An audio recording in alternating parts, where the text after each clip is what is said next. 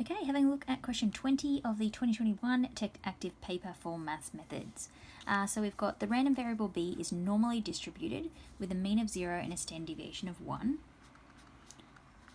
And we want to determine the probability that the quadratic equation x squared plus 3x plus 2b equals 0 has real roots. Now that may seem like two very different topics brought together, but what we can work on here is that we have our quadratic.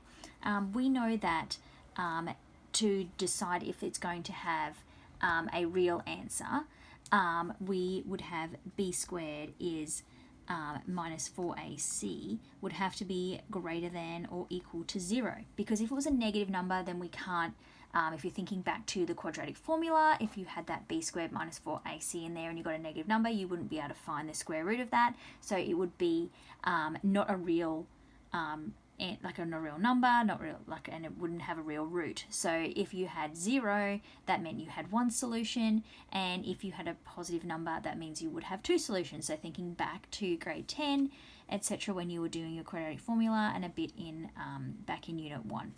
So we've got now this scenario. We know that our b, looking at our a, b, c from that particular equation, that the b squared would be 9 for 3 squared, and we're taking away 4 times 1 times 2b there.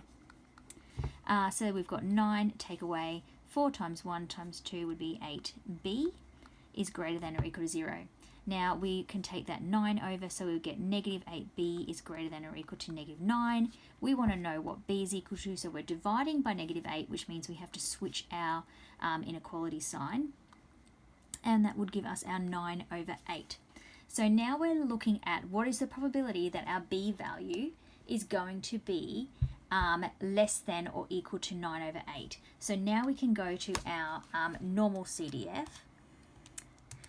We can put in, I just chose a value of negative 100, so just a really small value.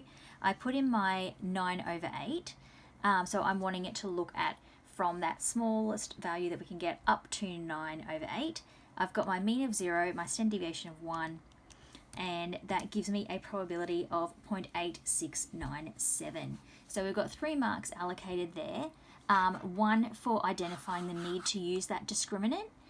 We've got 1 mark for identifying that value of b there that we've got, and then we've got 1 mark for that probability that b is less than or equal to 9 over 8 is equal to 0.8697. So that's how those marks are allocated.